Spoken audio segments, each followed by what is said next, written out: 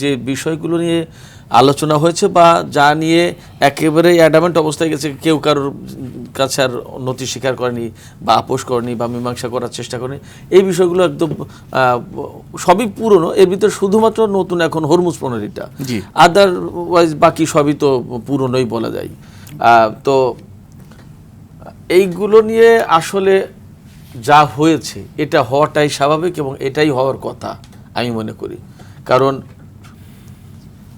পরমাণু কর্মসূচি পরিচালনা করা, ইউরেনিয়াম সমৃদ্ধকরণ, এগুলো সবই ইরানের স্বাভাবিক অধিকার।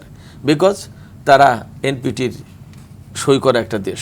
এনপিটিতে সই করলে নর্মালি বেসামরিক পরমাণু কর্মসূচি পরিচালনা করতে পারে।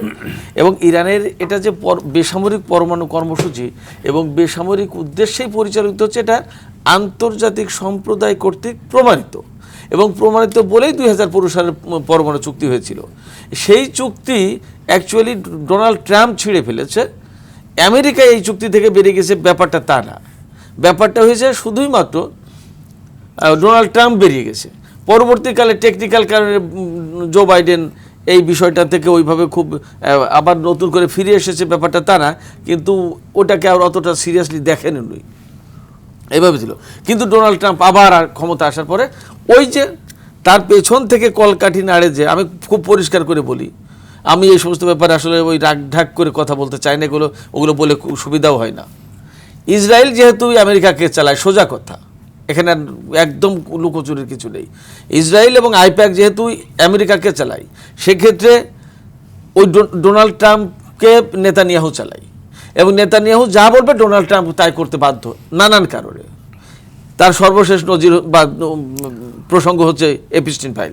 সেক্ষেত্রে যা হচ্ছে এগুলো স্বাভাবিক এবং এখানে আসলে কোনো সংকট এই ইস্যুগুলোতে মীমাংসা করার কোনো কারণ নেই। ইরান তার জায়গা থেকে ছাড় দেবে না এবং আমেরিকা যদি এইগুলো না মানে তাহলে হবে না। কিন্তু কথা হচ্ছে পাকিস্তানের যে আলোচনাটা হলো, এর ভিত্তি ছিল কিন্তু ইরানের দেয়া 10 দফা শর্ত। সেই 10 দফা শর্তের ভেতরে এই পরমাণু কর্মসূচি ইরান পরিচালনা করবে, এর অধিকার তার থাকতে হবে। তারপরে হরমুজ প্রণালী তারা পরিচালনা করবে, তার অধিকার থাকতে হবে। লেবাননে হামলা বন্ধ করা সহ অত্র অঞ্চলে যেখানে যেখানে ইসরায়েল এবং আমেরিকা যুদ্ধে জড়িত, তার সব জায়গায় হামলা বন্ধ হতে, এগুলো সব শর্ত ছিল এবং এই শর্তগুলো আলোচনার ব্যাকগ্রাউন্ড হতে পারে এবং গ্রহণযোগ্য, এই কথা বলেই কিন্তু মার্কিন প্রশাসন ডোনাল্ড ট্রাম্প ওকে করেছিল। কেমন? অথচ পাকিস্তান বৈঠকে গিয়ে তারা সেই জায়গা থেকে, তাদের কমিটমেন্টের জায়গা থেকে আমেরিকা বেসিক্যালি সরে গেছে। ব্যাপারটাই বৈঠকে কি পাকিস্তানের আয়োজন বা ভেন্যু নিরপেক্ষ ছিল? মানে কোনো কোনো জায়গায় এরকম কথা আছে কিন্তু যে সৌদির সাথে যে অ্যালায়েন্স আছে আপনার, সেক্ষেত্রে এই যুদ্ধে কি পাকিস্তান কোনোভাবে ইরান বিরোধী ভূমিকা রাখে কিনা? না, ইরান বিরোধী এই যুদ্ধে ইরান বিরোধী কোনো ভূমিকা পাকিস্তান এখনো প্রকাশ্যে অপ্রকাশ্যে অনেক কিছু থাকে, বরঞ্চ তার এই নেগোসিয়েশনের উদ্যোগটাকে আপনি পজিটিভলি দেখছে এবং মধ্যস্থতা করার চেষ্টা করেছে। শুধু যুদ্ধ পরে তো যুদ্ধবিরতির ব্যাপারে তারা অনেক রোল প্লে করলো, এই যুদ্ধটা যাতে না হয় সেই রকম ব্যাপারেও আচ্ছা পাকিস্তান ভূমিকা পালন করেছিল। সেক্ষেত্রে পাকিস্তান যা করেছে এইটা নিরপেক্ষ জায়গা থেকেই করেছে, বা ভেন্যু হিসেবে যেটা ছিল এটা আমি মনে করি নিরপেক্ষই ছিল, বাদ বাকি পরে।